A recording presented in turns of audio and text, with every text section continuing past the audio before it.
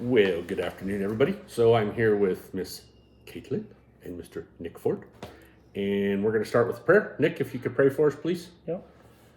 Father, we thank you so much that we just get the opportunity to share your testimony, that things that you've did in our lives, Lord, and we just pray that you would bless Patrick and bless this podcast, and we just pray, Lord, that the people that need to hear it would hear it, and that your word would go out and it wouldn't return void. And we just know, Lord, that you have great plans for this and great plans for our lives. We love you and we thank you for all you do. In Jesus' name we pray. Amen. Amen. Amen. Okay, so I kind of did a little introduction to this. Here's what we're going to do. So I've known Nick and Katie a long time. We'll just leave it at that. We're not going to talk about that. They were very influential when I first got saved. Spent a lot of time in their house when I first got saved. A lot of guidance, a lot of love, a lot of support. Maybe some A lot of correction. correction. That was the word I was looking for. Mainly from Katie. Yes, from Miss Kaitlin. Yeah. She's not afraid to tell you how she feels. Okay. So they've always been very good friends. Almost, they are family. Love all their kids. Their kids call me Uncle Patrick, especially when Nick forgets to bring me vests that he's going to give me. So we're going to kind of discuss. Nick was diagnosed with cancer 2 years ago now. It would have been November of 2020. So almost 3 years ago. Almost 3 years now. Right. Yeah. Okay. So Nick was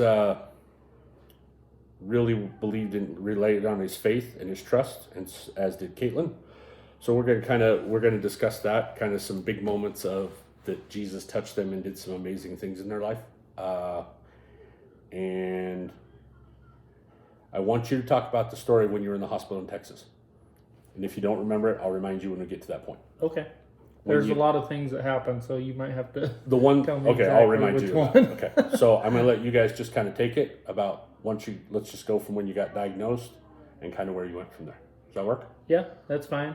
So, like I said, diagnosed in November of 2020, and they said that I had lymphoma up here in Colorado, and obviously it was a huge shock to me. I had kind of went over there just because I had felt a lump in my neck and had been having a lot of acid reflux and stuff that was causing me to have trouble keeping food down. Mm-hmm. And of course Thanksgiving was rolling around, so I didn't want to not be able to keep my lunch down. But went in, and basically the doctor told me that I had lymphoma, and he's like, I know that ain't the news you wanted to hear, but sorry, and kind of just walked out of the room. And I called Kaitlin and I said, I don't know what to do. And I was pretty fearful at that point, and she got a hold of me and kind of straightened me out, just like you're saying. That correction came quickly. But Yeah. I think when he had first called me, he said, I have cancer. And I said, what? And he said, yeah, I have cancer. And he, was obviously very upset. And I said, you need to say you're going to live and not die. I need to hear the words, I'm going to live and not die, come out of your mouth right now. And he said, I'm going to live and not die. He was shaky about it, but he said it. And that was the moment, I think, that we put our stake in the ground and said, well, this is how this is going to go. yeah, this isn't going to defeat us. So I want to give a little background on Kaitlin. I've been around Kaitlin when she has got on her knees and fought demonic stuff. This girl won't back down. She'll stand right there and fight, and I've watched her do it. So I want to give that backstory. Well, thank you. She's a warrior. She's been through Yeah. a lot of battles. Yeah, we'll just leave it at that. I think, too, with the battles that we've been through, a lot of what we chose to do in this battle came from my childhood with my dad. He was diagnosed with cancer when I was 8 and then passed when I was 15. But learning kind of the battlefield that we were about to go into, I had a good idea of what could happen, what I've seen in the past, and that was hard to fight, the thoughts and the memories and all of that, because that all comes forward when you're in a situation like that. But I also know that I was on a totally different level with the Lord. I was on a totally different playing field. And I had so much more weaponry to fight with.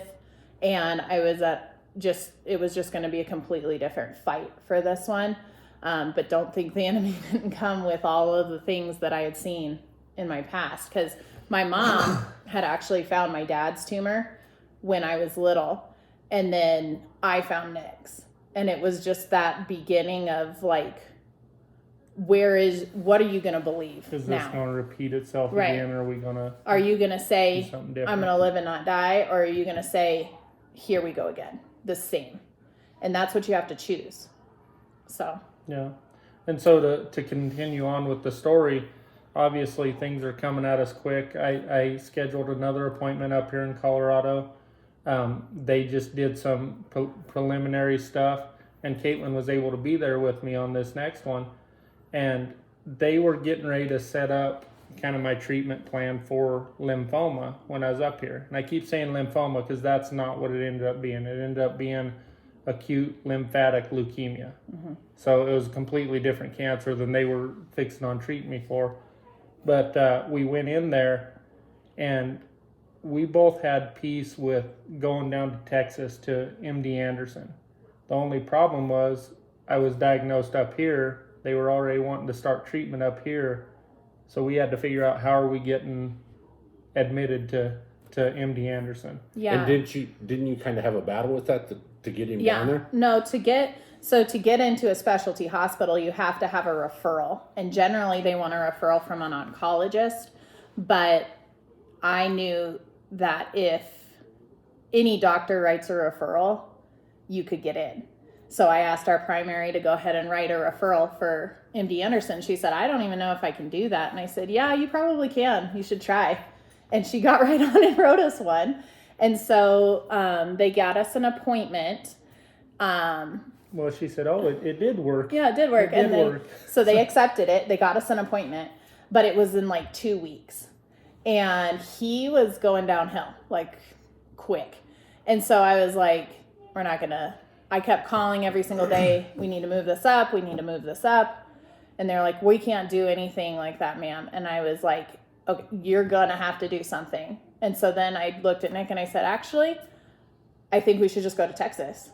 We're just going. Because I remember you called me and told me about it, and I came over here, and I remember prayed over us, I remember praying over you in your bed. Yeah. Yeah. Yeah. Like I said, it's kind of a blur because it was happening quick. Right. But I would say from the time we got the referral, we had went down there within 2 or 3 days. Yeah. Because it was quick. It was something they had. Our appointment was scheduled for about 2 weeks out. So that was, I want to say it was like December 7th or December 10th, something like that is what it was scheduled for. And so we got down there, I would say like the 2nd. Yeah. December 2nd, we got down there.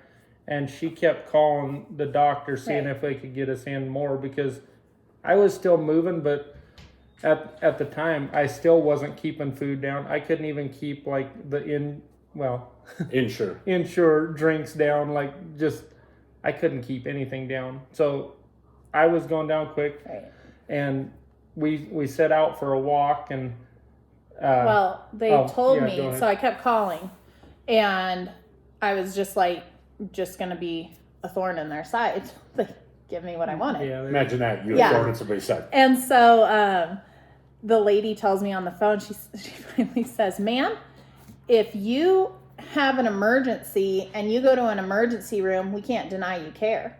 I said, I'll see you tomorrow. Or if you're admitted, we can't.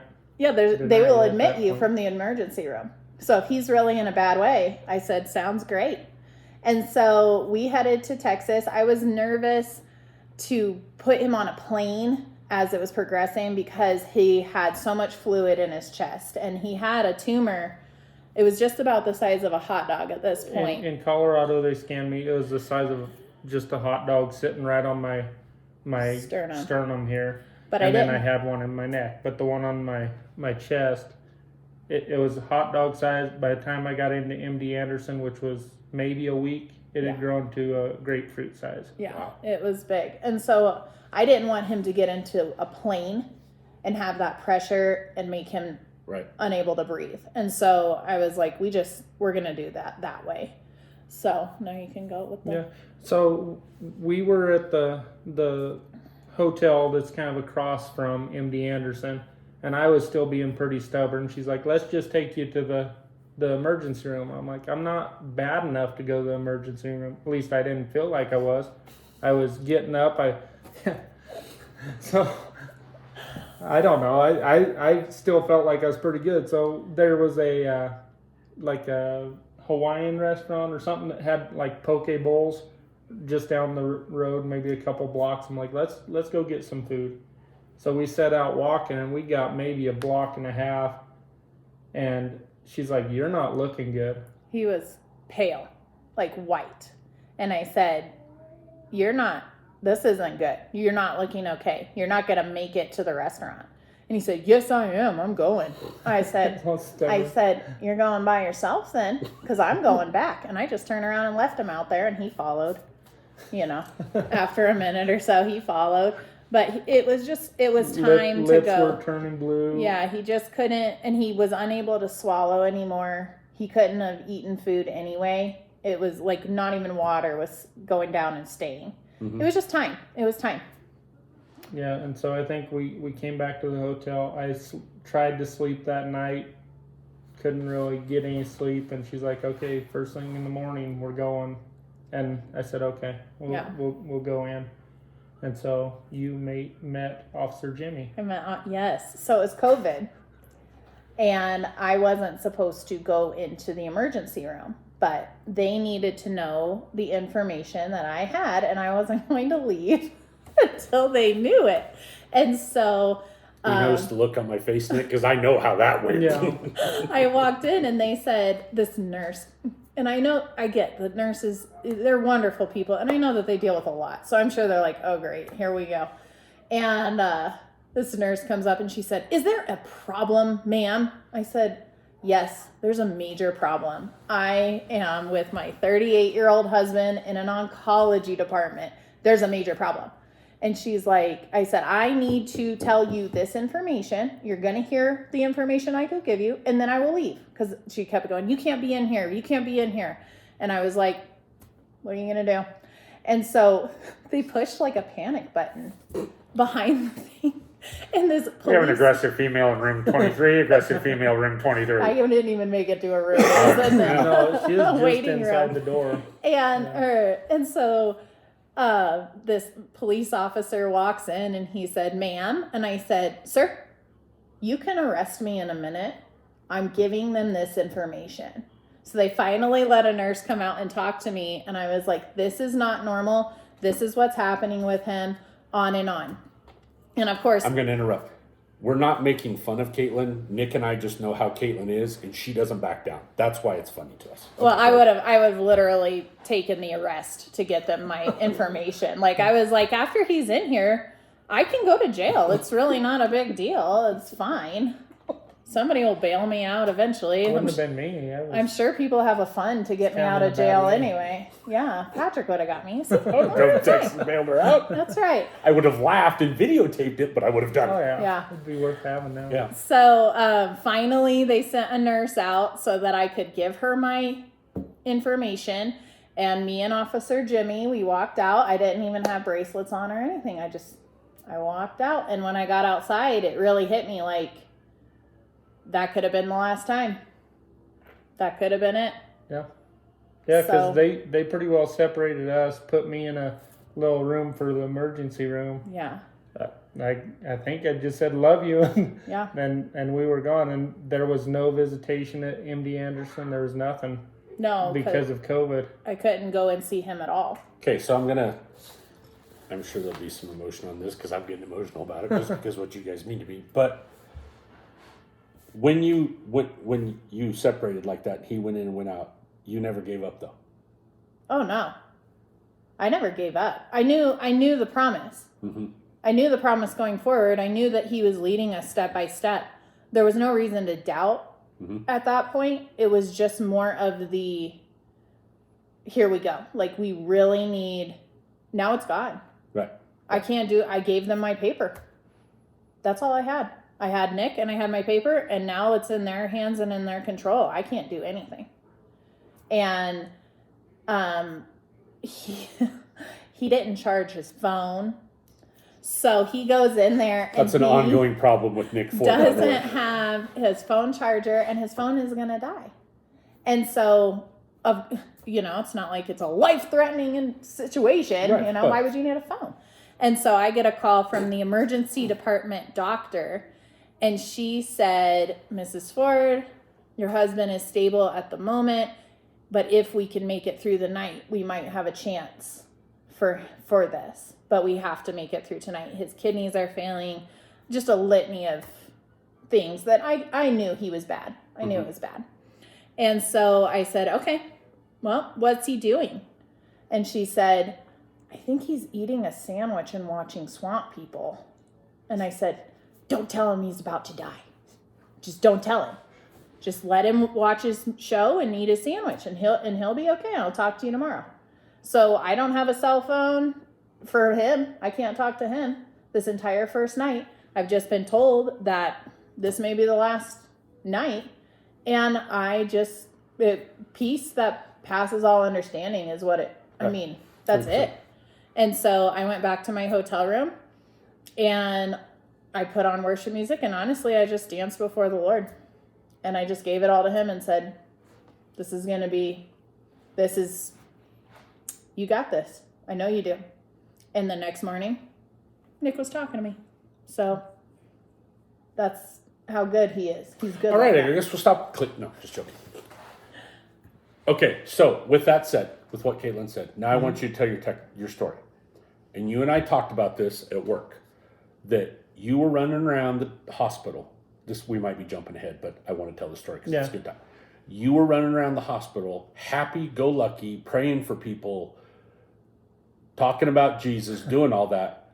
And you and I talked about this in my office. Yeah. And you said, because I didn't know the truth. Yeah. That if I would have known the truth, I probably would have laid down and just been depressed. Do you remember the story I'm talking about? Yeah, there's a couple parts to that. So Kaitlin said, peace that passes all understanding. I don't know if it's biblical, but he sure enough gave me a naiveness to this whole thing that I think was good in my case, because had I known I was sick, I don't know if I would have fought it. I was still of the mindset that, all right, they're going to look at me, they're going to get things checked out. They would tell me, oh, you're going on dialysis, we're going to have to do this every day for a week, see what happens. I was in intensive care, and I've never been in the hospital much, so I didn't know intensive care was a serious situation. I didn't know dialysis. Oh, they're just hooking another needle up to my veins. What does that mean? I didn't know that my kidneys were failing. I didn't know. They didn't tell me, just like she said, they didn't tell me, hey, we got to see if you make it through the night. All I had heard was they did a blood test on me. They ran the numbers and found how many? Six cells. 6 cells that pointed them to this acute lymphatic leukemia. And it just so happened that the doctor that was working the emergency room that night was on call. He was on call for the emergency room. And that was his specialty, and he's a world-renowned doctor. So he saw my blood work and said, oh, I know exactly what we need to do. And they started me on treatment there. So for the first week, I was kind of in intensive care. It's kind of a blur to me. I remember being in there, but I think I was in there 3 days, and I don't remember. I do remember the nurses saying, oh, you're the healthiest person in intensive care. I'm like, oh, okay, I'm doing good then. Well, I love you, Nick. I had no clue. I had no clue. He was the healthiest and the happiest. He was talking to everybody. The naiveness of Nic Ford is just so lovable. Yeah. Isn't it? But one of the things was my pastor, before I even went down there, because we called him, said, this is what we're doing. This is what's going on in our life. He said, I want you to know you're not going down there just to be a patient. He said, God has a purpose for you down there, and it's not just to be there, lay around, and be sick. So to point to your story of being happy, I would try to talk to every nurse that came in and let them know that how good God was to me, how good, he was going to take care of me. And the nurses always said, don't just lay around. If you can get up and walk, get up and walk. So I would make laps around the floor that I was on there at MD Anderson, and I would just pray as I went. And I started praying over the doors as I went around there, and tried to keep a good attitude, but just wasn't just praying for myself, but praying for everybody else that's in there. That whole hospital is full of fear. It's full of, sickness and lies that are being told to them. And so I would pray against that kind of stuff and just pray that the Lord would just reveal himself to each one of these people as I walked around there. And I was laying in bed one day, and my nurse came in. It wasn't my normal nurse, but he came in and he said, "Man, that's weird." I'm like, "Oh, what's going on?" And he said, "Well, there's not many people on the floor anymore." I'm like, "Well, what do you mean that's weird?" He said, "Usually these rooms are packed." He said, "On your floor, there's only 2 people in these rooms. Everybody else has went home." And I'm like, "Oh, I know exactly why they got to go home. I've been praying that they would."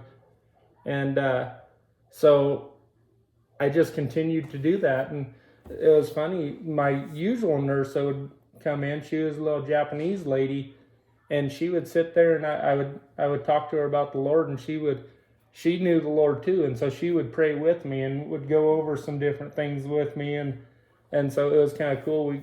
It wasn't nothing intense, but we just knew where each other stood and knew each other was going to believe for the healing that came. Yeah. So with that,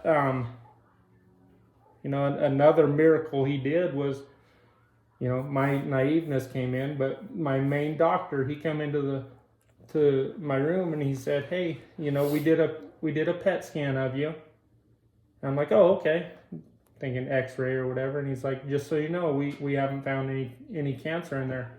Like, "Oh, good. And so everything's working." He's like, "No, you don't understand. There's nothing in you.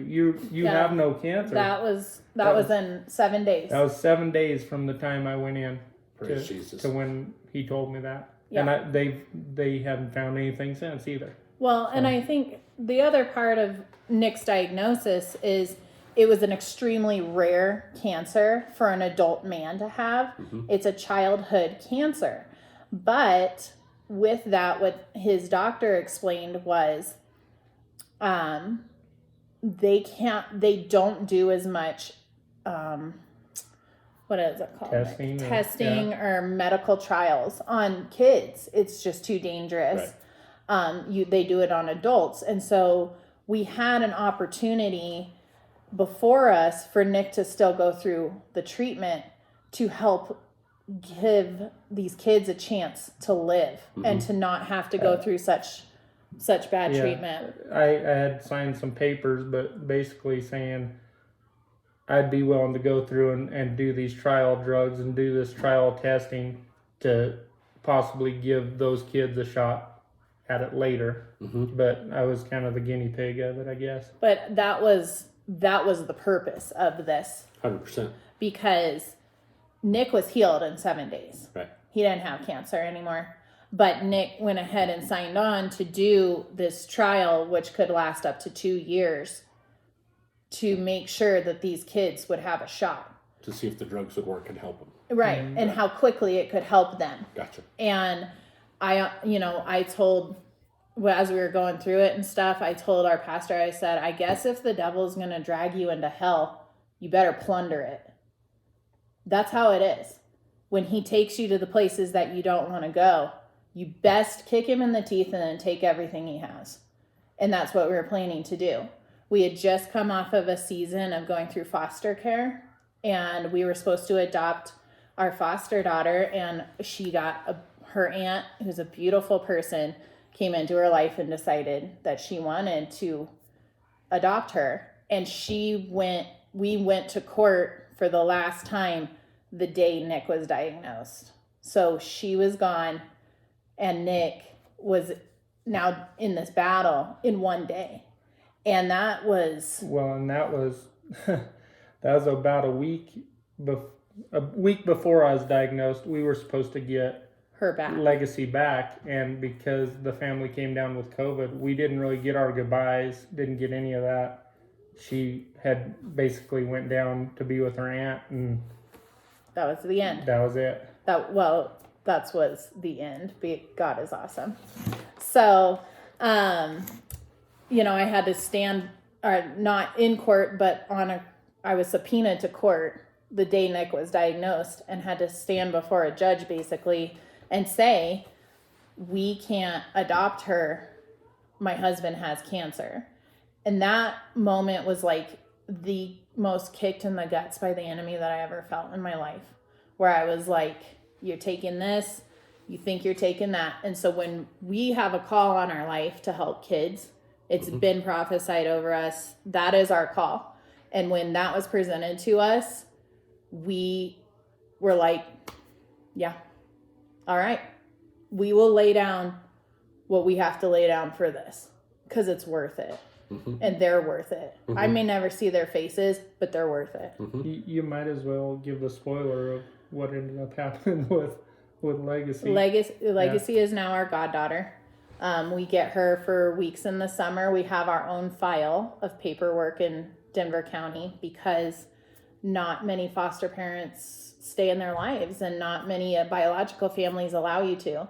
But she still sees us. She's still with us. We still see her. And she is. If you listen to my sermon that I did at N3C where Nick prays for me, you can hear little Legacy's voice. She's the coolest little kid. She's well, all the Ford kids are awesome, but Legacy's she's a cool kid. Yeah. And she now lives in Georgia, but when we do family vacations, if we can swing by and pick her up, her aunt will let her jump in and go with us. So she's part of the family. We have our photos that are just continuously rolling on our TV, and about every 4 or 5 is Legacy. She's in there. Yeah, so. And I'm going to sidetrack here because they don't dote on themselves. I'll dote on them. But you see Legacy with the other kids, and they just act all like brothers and sisters. Yeah. They're taking care of each other. They're walking around. Yeah. And I don't remember when I did that sermon, I said something. And Legacy, I don't know if she came up and pulled on my pants or she tapped me or something. I said something and she corrected me. I don't remember what I said. Or you said, I can't remember. It was like, can I get amen or get an amen or something? She's like, amen. Just kind of chimed in. Anyways, okay, sorry, sidetracked there. Go ahead. But the lie of the devil was that we were losing her, and we didn't lose her.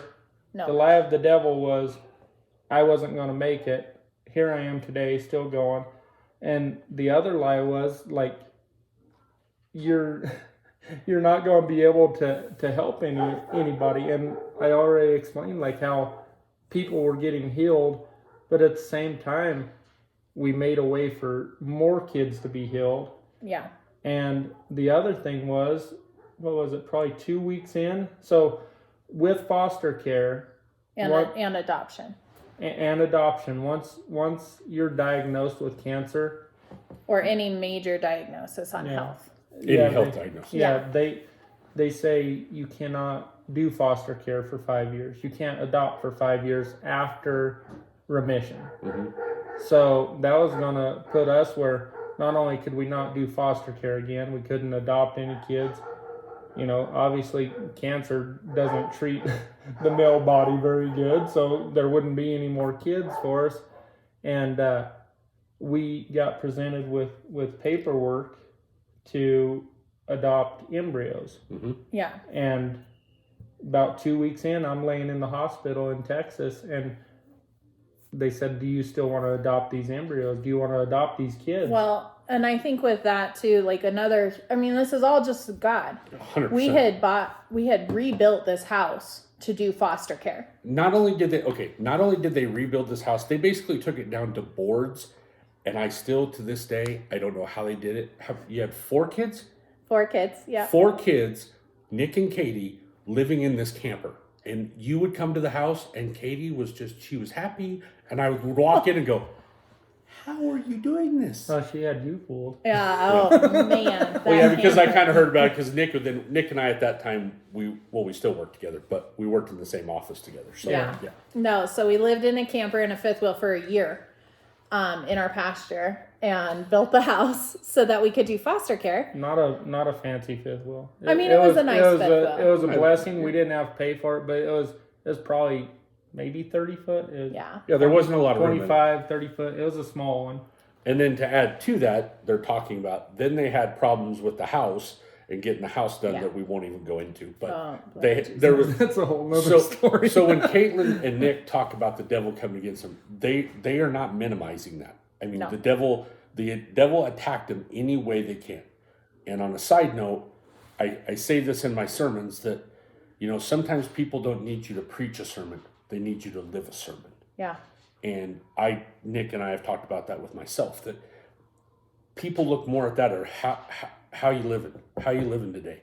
And these are two people that when they walked through what they went through, I think there was a lot of people that looked at that and went, wow, because you still saw Kaitlin every day. She had a smile on her face. She may have been covering some stuff up, but she still had a smile on her face. You would see Nick or talk to Nick. He was happy-go-lucky. They just, they never quit. They never gave up. Okay, sorry, stop interrupting. Well, But thank you. that's why I love them. They're stuck with me. They've tried to get rid of me, and I just keep coming When back. did we try getting rid of I it? just keep trying to come. I come I back kicked like you out nothing. of the truck that one time, but that was it. Just kidding. I was like, you kicked me out of the truck. I'm just kidding. You know I Anyways. couldn't get you to move. Yeah, sure. But, What a Caitlin. Jesus. Anyway. Oh, so- wait. I got to tell a story. So when Nick and I worked together, he decided one day that he was going to try to play tug of war or tackle It with was like me. wrestling. Wrestling. And he decided he was going to try to wrestle me. Well, that didn't work out for him. So I went to pick him up and was going to leg sweep him. And when I picked him up, went to leg sweep him, and I'm like, if I drop him and I fall on him, I'm going to break him. I wasn't worried about breaking him. I was worried about the phone call I was going to get from her of how I broke her husband. I would have emailed you. It would Emailed have me. gone well. He emailed and texted me. Okay, go ahead. Anyways, so we had rebuilt the house to do foster care, and it was looking like everything that we had been called to is now done. Yeah. And so we had been through the process with Legacy that we knew that she wasn't going to be adopted by us, but we had been offered to adopt embryos. And so that's a whole process in itself. And we were to the part where you sign the paperwork when we were in Texas. And so we had already accepted 6 embryos, and we planned on having all 6, and we were just going to go forward. Well, then we were like, why are we doing this? Because we had just done all of this to do foster care. Why is the Lord leading us down this path for the embryos? But we knew it was right. And when it came down to it, we had all of our paperwork done. They had already matched us the whole thing. We had 2 days to have all the parties agree to continue on with the process and sign the paperwork. Even after I had been diagnosed, we wanted them to know, this we this told is the the families, situation. and there was 2 adoptive families, which we won't go on to all of that, but they said, no, God is going to heal your husband. These are your babies. And we didn't know these people. They just knew. Mm-hmm. And so we had 2 days to sign our adoption paperwork, or we would have had to go into the 5 years for them as well. And so the Lord had it to the number what we needed to do. So Nick is sitting in the hospital, and we have a notary come down for him to sign our adoption paperwork, because I just knew that God was going, this wasn't where our story stopped. There was a future, and there was vision for these kids already. We had already gone through this whole thing where the Lord told me to name them. There were 6 of them. I had 6 names. He said, you need to say their names. You need to write them down. You need to cast the vision. And I was like, okay. So I did all that. Habakkuk 2. Write it down. Yeah. Write The vision. There you go. Make it plain. There you go. Yeah. Yeah. See, I do know some scripture. Good job. That's pretty impressive. And so I had done that literally the week before. I had a lady come up to me and she put her hand on my belt. Like, I did not know this lady. I was in a different state. And she goes... And that probably went over real well with Kaitlin. No, she was little. So there was nothing I could do. I'm not going to hurt a little person. Or, not that she was a little person for real, but small. Anyways, that would have been cool. I knew this wasn't going off the rails because of me. I would have loved that moment. No, it's That going would've off the been rails cute. because of me and Kaitlin. Okay, good. And so she puts her hand on my stomach and she said, the Lord told me that living water is going to flow out of you like never before and that you're going to get a miracle in December. Well, I'm still thinking adoption, doing all this stuff. When did you go to Kansas City? Because The week before. it was the week before I was diagnosed. He was coughing and sick when I left. No. And so, and then she puts her hands on and she goes, you know their names, write their names, write the vision. And I'm like, okay. So I wrote down my 6 names and I was saying those 6 names. And that was the vision that got us through this part of it. Because we could look back and go, no, God promised us this. This is promise. We will fight not only for these kids, but for these kids. And I wrote their names down, and I would go through those names when I was feeling like, because a lot of stuff went down with Nick there where it was just touch and go all the time. And I would sit there and I would go, no, we have these names. And I would just say their names over and over and over, and they're established. And I would say that, and that's what got me through. Just the prophecy beforehand.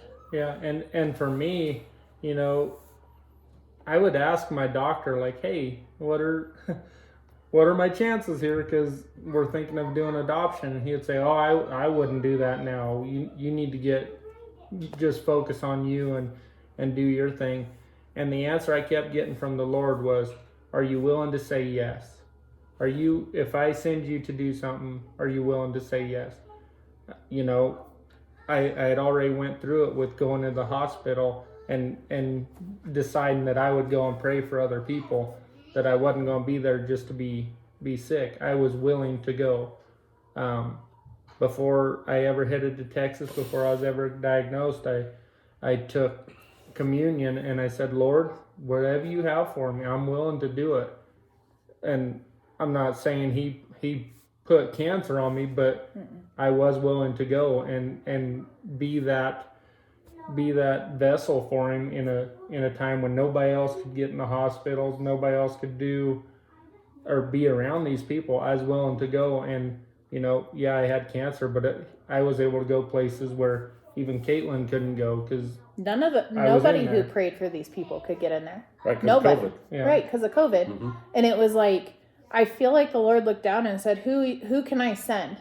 And we've always been the send me people. Right, 100%. And so he knew that he could send Nick. Yeah. And Nick would pray. Mm-hmm. And Nick would take whatever needed to happen. Mm-hmm. Nick would do it. He would say yes and he would trust. And we just do that. I mean, looking at adopting 6 kids is a big thing for anybody.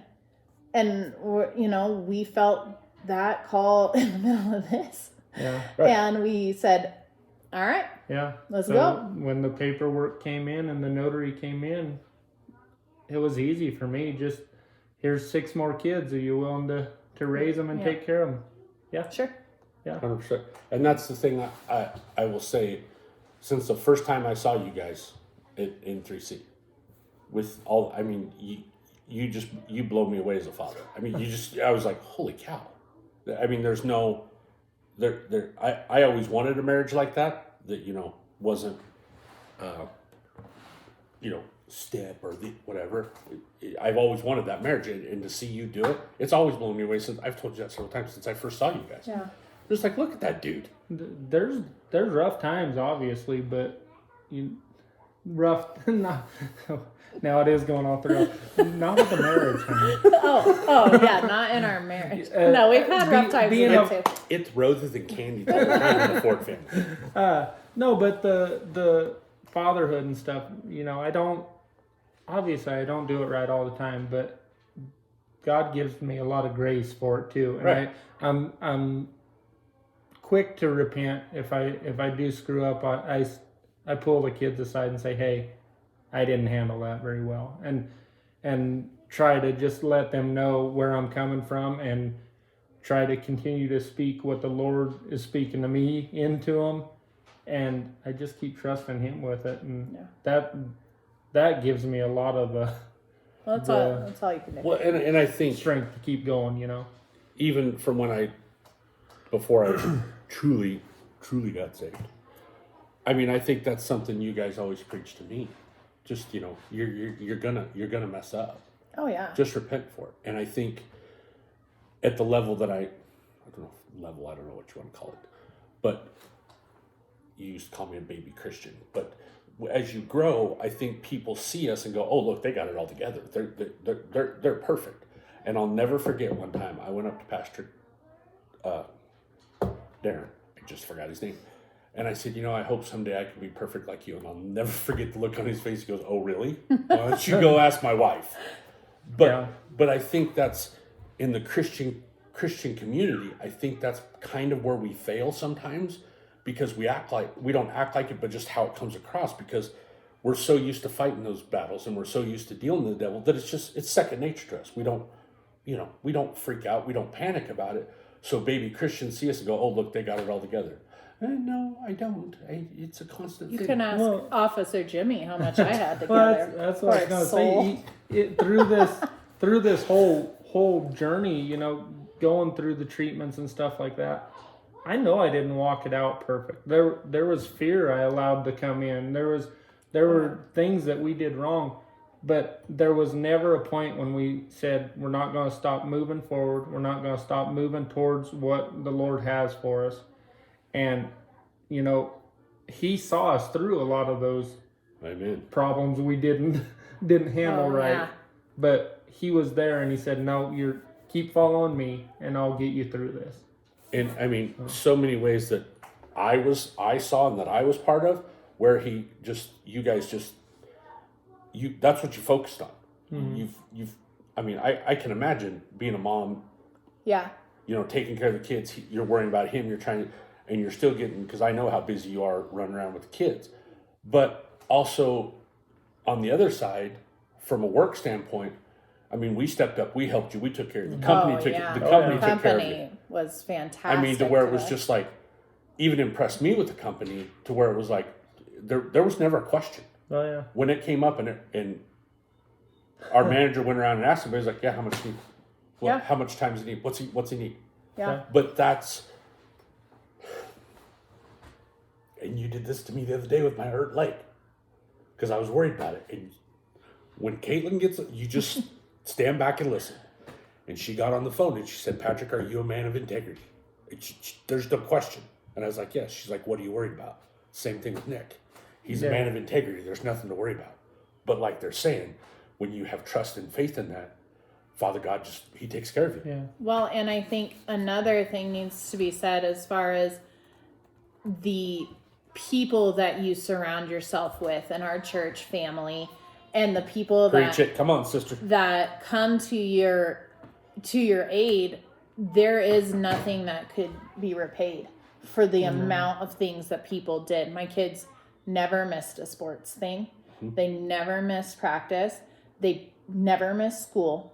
People showed up. My animals got fed. Our bank account stayed full. That's all the Lord. But it's 100%. His people who chose to partner with Him there. Uh-huh. That saved everything else. Well, and the prayer was huge. Oh yeah. People partnering in prayer. How many people were praying for our whole family, but over the whole situation? I had obviously my church family. I had my parents' church. We had kind of the rodeo community. They were all praying for me, because that's kind of what I grew up in. The people at work were backing me up and basically holding a position that probably should have been filled a long time ago. Uh-huh. I had churches that I didn't even know. Tons of people praying. That would be sending me cards saying, "Hey, we're praying for you still, and you're going to make it through it." And I hope that every one of them gets to hear this testimony, because they were such a huge part of it. Anybody that doesn't believe in prayer, they're missing out, because that's another one of them things that just helped to get me through it Yeah. because People, when somebody else can say, I 'Cause sometimes believe that you're going to be okay, sometimes that's what you need to be Yeah, like. Right. well, I'm- if it was just yeah, I can believe it too. if I it was can believe just that me praying for me, you know, I can get pretty weak in myself, you know, but other people lifting me up and kind of holding me up. The body of Christ took excellent care of us. Yeah, and that's a good point you make. You know, you can pray all day long, but when you're praying on your own, that little devil comes in your head and goes, "Well, you ain't good." Well, just because he doesn't answer doesn't mean he's not listening. Just Yeah. because he doesn't answer doesn't mean no. But like you say, when you have that affirmation and that reassurance that I got you, you're good. Right. We got Well, and also to stand there with the enemy looking at you and you go, oh, yeah, I got an army, bud. 100%. They're all right here, too. 100%. None of them are listening to you either. Yep. And we had so many people that would do anything for us. And that's the Lord. I think I may be a person that may have sent a couple prayers at like 2:00 in the morning. Oh, yeah. 1:30 in the Oh, morning. yeah. I probably need Patrick them. was there with us. And even when Nick went back to work, I always told everybody, I said, yeah, but they have Patrick watching him. And that would make me feel good because I knew that if something happened, Patrick could pick Nick up and put him in the car. So we're going to tell a little story about Nick when he came back. So he was on chemo, and he would get pretty sick. Mm-hmm. A year and a half ago, Yeah. and we were doing valve maintenance. And I'm kind of a bull in the china closet when I work. I get a job and I go for it. So I'm in there working, greasing away, and I hear something outside, and I'm like, what in the heck is going on? And it sounds like something's leaking or somebody's sick. I'm like, what is going on? And I go outside, and as I walk outside, here's Nick bent over, doing his business. I'm like, what are you doing? Puking my guts out. Oh, I'm okay. I'm like, no, you're not. Get in your pickup. No, I can help you. I said, Nick, get in your pickup. So he fought me. I'm like, okay, get in your pickup. So he finally gets in his pickup, and I said, now you're going to sit there. Oh, I'll be okay. I'm like, did you eat anything today? He's like, no. I'm like, so Nick always has food somewhere with him. He's worse than I am, but he's always got food. People laugh at me because I always pack food with me. I eat for like 4 people. Anyways, so he had a yogurt. So he ate his yogurt. And he's like, okay, I'm good to go now. I said, Nick, you're not good to go. And here's what I said to him. And this is not a lie. And I said, Nick, if you get out of that pickup, I'm calling Kaitlin. And he looks at me, he goes, would you do that? I'm like, if you don't want to listen to me, I know you'll listen to her. He goes, well, she's just going to tell you to do whatever you need to do. I'm like, well, yeah, but then I got her back. That's right. Did you stay in your pickup? I did. Yes. Yeah, I Good. did. You needed to. You needed to give Yeah. yourself a little grace. Well, And allow it to my happen. thing was as soon as I was back to work, I felt like I needed to be working like I always had before, and I couldn't at the moment. So Who just walked through that for the last 3 weeks? yeah, exactly. And Right. and here's another thing I'm going to say just because they're sitting here. Nick and Nick and I more because we work closer together now. But I mean, Nick and Kaitlin and I, it's a friendship like a lot of, I keep my circle very small, very small. And Nick and Kaitlin are people that we don't have to talk every day. Before I got transferred down to with Nick and taking care of Nick, it would be a month or so. But I think the three of us know that if we needed each other in the middle of the night, well, I wouldn't call Nick because he won't answer his phone. I'll call Kaitlin. But that's the kind of friendship that it is. We don't need that constant thing all the time, but we know we have each other's back no Yeah. matter what happens. Yeah, Would we that be love fair you. to say? We love you. And if you walk in after a month into the house, I just say, oh, hey, Patrick. Hey, Patrick. where It's you right been? back to the same Yeah. as it always was. And I think Yeah. that that's an important thing too. But, I think that people look at testimonies like this from the side and say, oh, well, the Lord was with you. It was still really bad some days. There was a day that, Nick looked at me and he said, I'm not going to make it this time. I'm not going to live. And so I want you to go on. I want you and the kids to go on and without me. And I knew then the Lord hadn't called Nick to give his entire life. He had called us to do a certain work. But once I felt released from that portion of the work, I went into letting the doctors know that we had reached the point that Nick was done with that. And that was a fight. Getting them to allow him to stop with the treatment was a fight. I stopped was it maintenance or was it all, like, I think I had one more round of chemo that they were scheduling for me. No, I think you had a couple more. Was there a couple? And what would happen is, and I'm sorry I'm interrupting. You're fine. What would happen is Nick would feel really, really good. And then he'd have his chemo, and then he'd be sick for about 2 to 3 weeks. Well, what would happen is he had to be in hospital For a to week. get his chemo. So he would be in for a week to 5 days to a week getting chemo. Then he would come home and he would be okay. But I had to check his temperature every 2 hours because if he spiked any fever at all, he had to go to the emergency room. So that was before you came back to work then? Right. Mm-hmm. Okay. Yeah. And so one time he spiked a fever of 110 and they had him in the ICU and tell him about that one. Well, I went in there and I happened to be in the ICU because they didn't have any more rooms at the hospital. So they just gave me a room in the ICU. And I was laying there and I felt the kind of the chills and just didn't feel great. I said, you better check my temperature.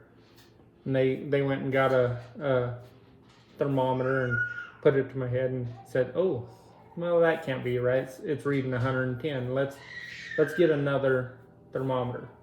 So I went and got another one. It said too high to read.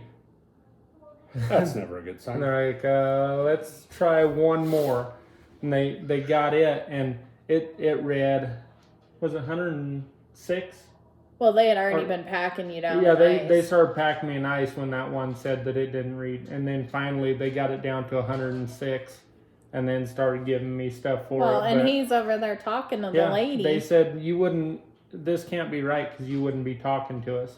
And I was in my right mind. I didn't have any issues. I communicated just fine with them when at that temperature I should be a vegetable, you know? And this is the time, Kaitlin, when you'd be like driving with him and he'd just pass out. Oh my goodness. Now that was an interesting date. I mean, he looked at me I was and known he as was the like, pass-out I'm guy. not feeling very well. And then he grabs my arm and his eyes, have you ever seen somebody die? Mhm. And their eyes dilate and all the blood goes. Caught for 10 years. Right. No, of course. I knew that. Anyways, and so I'm looking at I'm him not Officer Jimmy. and I'm like, oh my gosh. He's like bleeding internally. Like something has gone down. So I'm like, We were on the way to the doctor. we're driving. Yeah. And he's not there. And so I'm like, well, in the name of Jesus, come back. And I get on the phone with the ambulance and we drive for probably 5 minutes going towards Windsor. And he comes to and he goes, I don't need an ambulance. I said, I heard well, we were on the phone with him. I said, well, welcome back. You don't your need trip? an ambulance. And he's like, I'm not going. And I'm like, well, he's refusing the ambulance. And so I drove him straight to his doctor's appointment and told them he passes out. And they're like, oh, bless your heart. He doesn't pass out from this. I'm like, bro, you weren't in the car. Mr. Ambulance over here doesn't need one. He passes out. And they're like, so a couple times later. They gave me blood and got Yeah, me and back to normal. they were like, she's a little dramatic. I'm like, whatever. And so a couple times later, I drop him off for his appointment and I get a call from a nurse and she's like, Mrs. Ford, your husband has passed out. I said, well, give him some blood. What do you want me to do? And she's like, Aren't you coming back? aren't you coming back? I said, I told you people that he passes out. If you give him blood, he'll come back. It'll be fine. I have to go to swim lessons. I got I'll be important there. stuff to do. I'll be there after. He's on you're watching him now. I'm off. And so, but he would do like You're the babysitter. yeah. I'm clocked out. I'm like, I don't have the blood for him. You do. Put it in him. He'll be all right. And so he would do things. We were down in Texas. He decides he's going. He has 0 platelets. 0. Like he would not clot if he got injured. He tells me out on the jetty into the Galveston. ocean, Yeah. he's gonna walk out on the rocks. And I said, you're not going out there on those rocks. That's not a safe thing to do. And he goes, I want to touch the water. And I said, all right. So I walk him out there, and I said, we should probably stop here, because do you see that green there? That's going to be real slippery. And he goes, tell me what to... The man is That's kind of holding... sassy, it sounds like. You're always sassy. I was going to say, that's different. How? He's holding a bag, Patrick, with ceramic mugs in it. And he walks out, and it's exactly what you think. His feet go out, and he goes wham on those rocks. A giant wave comes, is like dragging him into the ocean. There's glass now everywhere. My husband can't claw it. And he goes, Key, help me. What do you want me to do, bro? It'd be kind of like if I fell and said, Nick, help me. Exactly. And he's on the slippery stuff. So I get him back finally. And I'm like, well, now you have to go buy me some more mugs because you just broke mine. I shattered them. I was not happy about that. We walked through a bum fight that day. It was great. We had a great time. There you go. And then we're driving in the car not too long after. This man eats a candy. And he does the same thing, grabs my arm. And I looked at him and I said, are you for real joking right now? And he said, I'm like, oh my gosh. I said, you're just going to have to wait till I can pull over. I am pregnant at this point. We had already gone through with our embryos. I'm like, what am I going to do? He's much bigger than me. I'm pregnant. I'm going to have to whack it out of him. So I get out of the car and I go around to his side. He coughs up one hot tamale. So half the time, I don't know if he was really dying or if he just wanted attention. If you can't even eat a hot tamale. So this is I've been the thing. sick all this time. I want attention now. That's right. So this is what I deal with, and I know you know. I was gonna say we walked the same path. So I mean, there was a lot of times that it was touch and go, and in that moment when he told me that he wasn't gonna make it, I knew it was time to take a turn and not continue on with feeling the pressure of having to go forward to a point that the doctors wanted us to go. And it's interesting when you're going forward with doctors, everybody's on the same track, and then trying to convince them that he's done. Well, and we did. We stopped my chemo treatment, and I went on to maintenance chemo, which is what I was on when I came back to work. And then January of 2022, like my hips, I felt like my back was out, and just felt like it was out all the time. And I went in to get it looked at, and they said, "Oh, the chemo you're on is ate away your joints. Yeah, you have to have two new hips." 2 new hips. And, he walked around like a 90-year-old man. yeah. Yeah, he was hurting in it for a while. So we were pregnant, and Nick was getting 2 hip replacements. Yeah, that the baby year. was supposed to come right about the same time as So- the second hip replacement. I thought it was the first one. Second one. Second one. Yeah. Yeah. So we had a hip, then we had our legacy visit for 18 days. Then we had the next hip, and then about week, maybe 10 days after, I had Uriah. So that was last summer. Yeah, because I was still on a cane and trying to get Or around a walker. when we went into the hospital So- and had Uriah, which was one of the embryos. Yeah. Here's this dude. Okay, so I was working in a different area, and then he was going for his hip surgery. So I got asked by our district manager, "Hey, do you want to go down?" I was like, "Okay, sure, whatever, whatever." So I go down there. So I learned from Nick, and he's like, "Yeah, I'm gonna have the first one done, then I'll be back in about 2 weeks. And then about 2 weeks later, I'm gonna have another one done." I think I looked at him and like, "Are you a moron?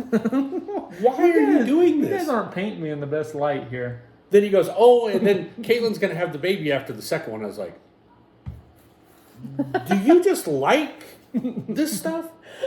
You should have seen us when That's we how it walked worked, in. though. When So I was, he went and got the first hip, comes back to work. He's like, "What do I need to do?" I'm like, "Well, you need to sit your butt in your office and let me handle things." And yeah, he did. and he, but I mean, yeah, I that worked we for went. about 2 or 3 weeks and then had the second hip done, and then I stayed gone for a little bit extra with Uriah, and then I came back again. It is shocking though when you walk into the hospital and one of you is like super pregnant and the other one has a walker. They're not sure who to help, and so we finally got to the point, and then I was like, "It's my turn." Can I just say something? They- I'm saying. They knew I needed the help. They were like, "We Nick, need to call." Everybody knows you need the help. Okay, that's why we love you. So yeah, so then we had Uriah. He was one of our embryos. So Another cool kid. Totally he's a super kid. cool kid. Okay, so with all this said, I want each one of you to not pick, out of all these things that we've talked about in this last hour, I want each one of you to say a turning point or a point where, I don't know how to say it, a key point that was a key point for you with your walk and your faith with Jesus. Okay, I got mine. Okay, go ahead. And it's not even one we talked about. Kaitlin but, didn't like that I put her on the spot like that. 'Cause yeah, for me, so it was within the first week when I was down at MD Anderson, and I was in the hospital, and of course, anybody that's been in the hospital, you know the alarms are constantly going off. Well, mine, I would lay in bed, and anytime I fell asleep, my heart rate would drop to about 30 beats a minute. Like, it was almost like it was stopping every time I went to sleep. And finally I had to just turn, obviously I wake up afraid every time I'd hear those alarms go off. I'd look over and, oh shoot, it's Yeah. it's going down on me. If I go to sleep, I may not wake up on this thing. And the point that I came to was just turning over to the Lord and said, you know what? Whatever the outcome of this, whether I live, whether I die, I trust you. And I'm gonna continue to give my life for you. If that means I go to sleep and I wake up in heaven, okay. I know there's a lot of things here on earth for me that I need to take care of, but I trust them with you. That's one of the things, like, I felt like a lot of it was, oh, I have to do this because if I'm gone, who's going to take care of my kids? Who's going to take care of my wife? Right. And it was that surrender of turning it over to him and saying, you know what? If I fall asleep and I wake up in heaven, I know you got them as well. And so I just prayed, and like it wasn't just a fly by night prayer. It was, Right. Get down and say, this is it, And I prayed that, and I went to sleep. The alarms didn't wake me up anymore. I woke up in the morning, and I don't think it ever got that low again. But that was kind of the turning point for me, that he's got this. I can try doing things out of my own control, but it's not going to be as good as if he takes care of it. Yeah. So So for mine, I think it was the day that I got off the phone with Nick and I said, after the I will live and not die moment, I called my spiritual father, who's our pastor, and it was his birthday. And so I was like, sorry, turns out I'm a wreck. And it was like a moment where I felt like I can't freak out for Nick, but I can freak out right now, Right. And it's safe. And I remember telling him all of this, and I was on the floor because I had all the things came back from my dad. Mm-hmm. And I'm like, how can this be? How can this be the same fight? How in the world? And I remember Pastor Darren saying, baby, you got to fight back. Mm-hmm. And in that moment, I remembered, I have it in me for this battle. The Lord has created me and purposed me. I know who I am, and I am going to fight back. Mm-hmm. And I have the weaponry to do so. And I stood up in my bedroom and I said, who is this uncircumcised Philistine who has come into my area? You're done, bro. And from that moment, that was really the point where I said, I'm going to fight back. Am I going to win? I hope. Am I going to lose? possible. But I don't care how scrappy, nasty, terrible fighting I have to get here. I will look death in the eye. And I ain't gonna be scared. I'm not gonna blink. I'm coming for you now, bud. Mm-hmm. And when it turned into an offensive move and I wasn't on defense, I wasn't gonna run, and I came towards him, he fled from me. Mm-hmm. And I mean, even after we had Uriah, I had an issue and I hemorrhaged when I was having Uriah.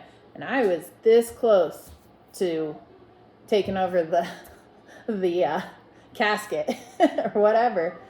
And I know that, I wasn't afraid. I wasn't afraid. In the last 2 years, both of us have been at death's door. Mm-hmm. And neither of us can say that we were afraid. Mm-hmm. I knew where I was going to go. I knew that he had us. And when you lose that fear, you live. So you just said something back to the thing we were talking about. I was talking about with baby Christians and how they look at us. You just made a comment that I'm going to use a lot. When you get to where we're at, you're on the offensive. You're not on the defensive. Right. And when you're on the offensive, it's a lot easier because you know what's coming. You know how to fight it. Well, you don't know what's coming, but you know how to fight it. Would you agree with that? Well, the scripture says the gates of hell will not prevail. Mm-hmm. What that means actually is a picture of hell putting up gates to keep us out. It's not the gates of hell is going to come against us and we need the gates. Mm-hmm. They need the gates because we're going in and we're going to plunder you. Mm-hmm. We go forward into that. That's what it means. That's what our call is. You go forward and plunder. You go forward and take the land. You go forward. Get yourself in a scrap. It's okay. I mean, don't get in too many because you don't need extra. Don't scrap just to scrap either. No. But when he takes you down there, when Yeah. he's calling you out, you go at him. And I think so many people, when they look at those scraps, go, well, what am I doing wrong? Maybe you're not doing anything wrong. But through all the scraps that you guys I've known, but gone through, whatever, you learn something from those scraps, and you become stronger. And so when the next scrap comes along, you're like, whatever, dude. Well, and Do better than that. yeah, usually the scrap that you're in isn't even about you. You asked if when once we've kind of been through the battle, you know what's coming, stuff like that. And I don't know that you know what's coming, but you can pick out the enemy a lot quicker. Like when something is said and you start feeling like, oh, I'm going this way, the Lord can say, no, keep your eyes on me and look, I'm gonna show the enemy to you. And I don't know if I'm making sense with it, but the more battles you're in, it's easier to see who the enemy is. Yeah. And how you fight him, that depends more on the direction the Lord wants you to go to fight him. Does he want you to run at him and hit him between the eyes with a rock? Maybe so. Does he want you to march around the walls and just worship? Maybe so. But he'll show you the enemy, and then he'll show you how to battle. I was just thinking about it was probably when I was first still saved. I just got saved. I remember that piece of junk Yukon I had? Mm-hmm. Mm-hmm. And it was breaking down, and I came over here for something. And I was in a dither, and the couch was right here at that time. Yeah. Mm-hmm. And I was saying something to Kaitlin, and she goes, and? I'm like, seriously? She's like, so what if it blows up? She goes, she'll go out and get another car. And that's just what she said to me. No. And I was like, valid point. 100% valid point. And I remember sitting in your house one time during Life Connect, and I looked at, you guys will remember this, the wall was right there, and this table was right there on the wall. Mm-hmm. And I looked down at my bank account. I kind of had a fight with the IRS. And they cleaned my bank account out. Yeah. They totally Yeah. cleaned it out. And I looked at you guys, and Kaitlin said the same thing to me. She's like, are your bills paid? I'm like, yeah. She's like, and? The Lord is your provider, not the IRS. And I've talked about that on my first podcast. Was I had such a battle with that. And I remember Pastor Greg one day, he goes, when are you going to let it go, Patrick? I'm like, let what go? He goes, when are you going to trust him? And this is something I did in that sermon. People worry, and they worry about all this stuff. Well, when you worry about that stuff, you're putting it out there. Don't worry about it. He'll take care of it. And I remember Pastor Greg asked me, and I said, well, I guess today then, huh? He goes, I don't know. Is it today? And from that day forward, I've never gone without. I wasn't always swimming in money, Right. but my bills are always paid and my kids are always fed. The worrying does nothing but take your eyes off the Lord. Yeah. 100%. If you, and not to say it doesn't try creeping in on us too, it does, but it's a lot easier to say, oh no, we ain't gonna do this. We need to get back and keep our eyes on what the Lord has for us, or know the promises that He's already told us, and believe those and not believe what we're seeing. Yeah. And I think another big point that I would like to make is that being married and going through what we did, the Lord had already prepared us beforehand to pick out the enemy and not have it between us.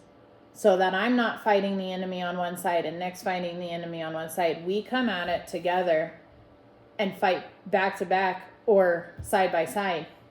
And that's a really important thing, I feel like, is finding those who will stand side by side with you or have your back, that you can go, actually, no, we're not doing this, enemy.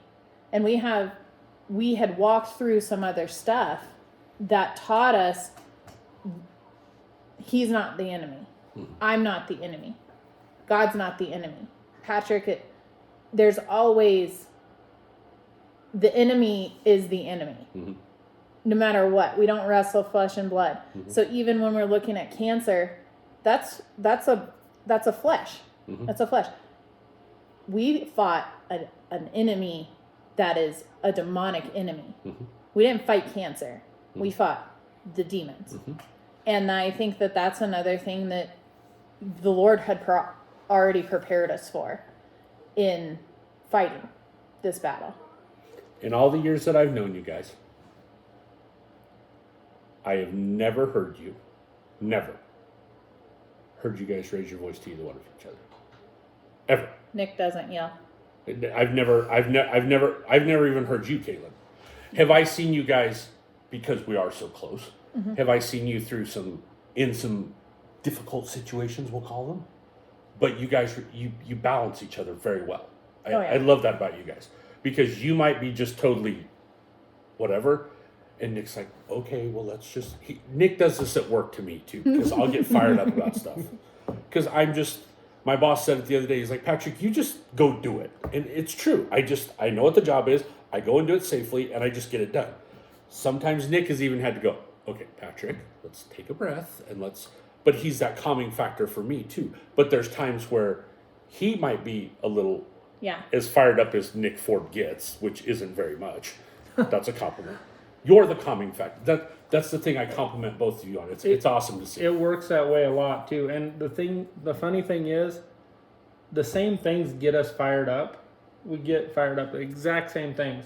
But normally, if I'm fired up about it, she's calm that day and can kind of bring me down.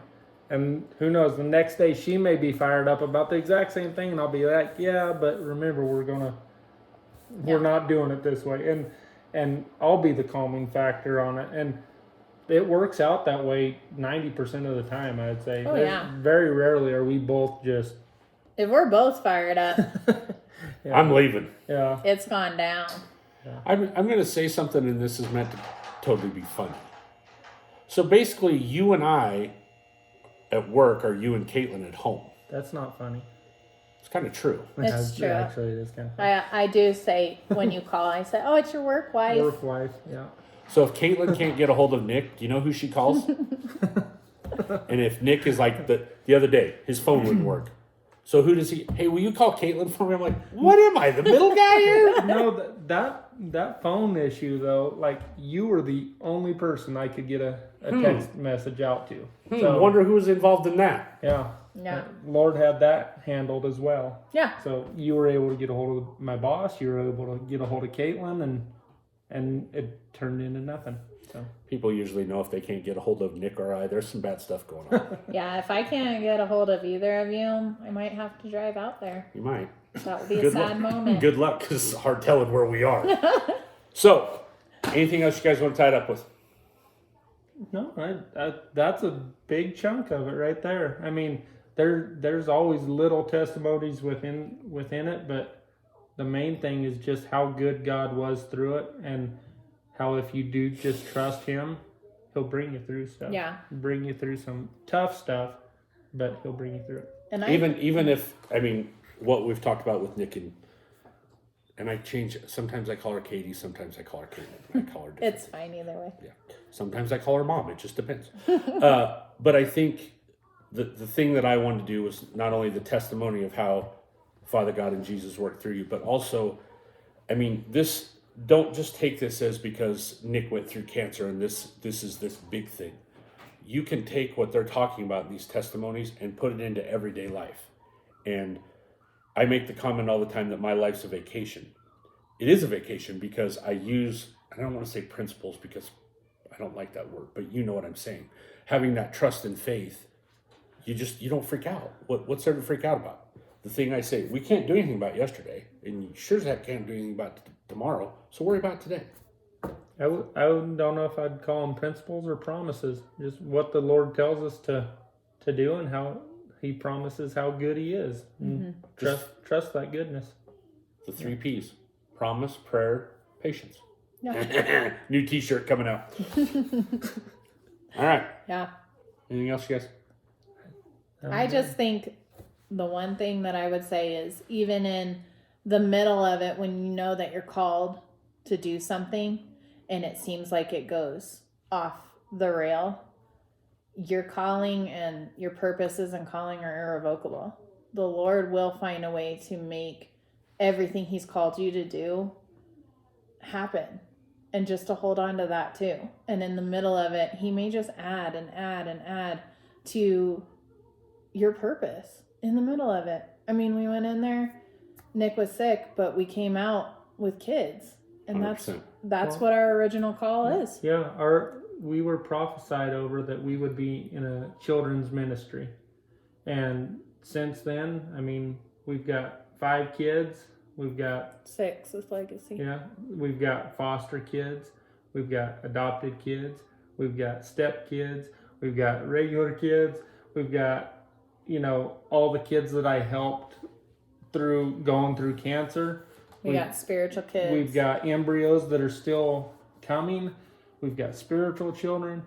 To top it all off, he put us in the children's ministry at church for a little bit. So, we got kids that will meet when we get to heaven. I mean, yeah. And that's what when Nick just said, with all that he said about all these kids, if you ever see these 2 out in public with all their kids, you would never know who was who, because they all get treated the same. They all. Yeah. I went to lunch with them a couple months ago, and I think, was Legacy there then? Yeah, she was. Was she there when we went to lunch? Where did we go to lunch? The place in LaSalle. Oh no. No. It was just the 2 little girls, wasn't it? And Uriah. Okay. Yeah. But I mean, they all get treated the same. And on that, I'm going to add a little thing to what you say about your calling.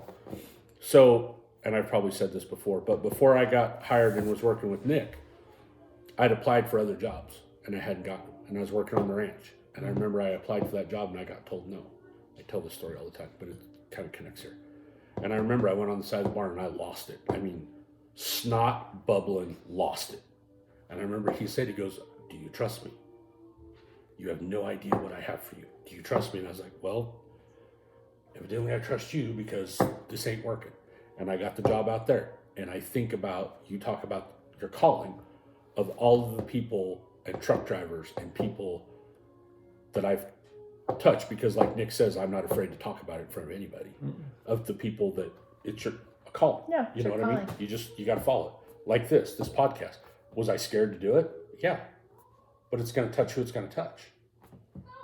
That's why I wanted you guys on here, because of your battle and just your faith and your trust that somebody's going to hear it somewhere. And maybe they're going through the same thing and go,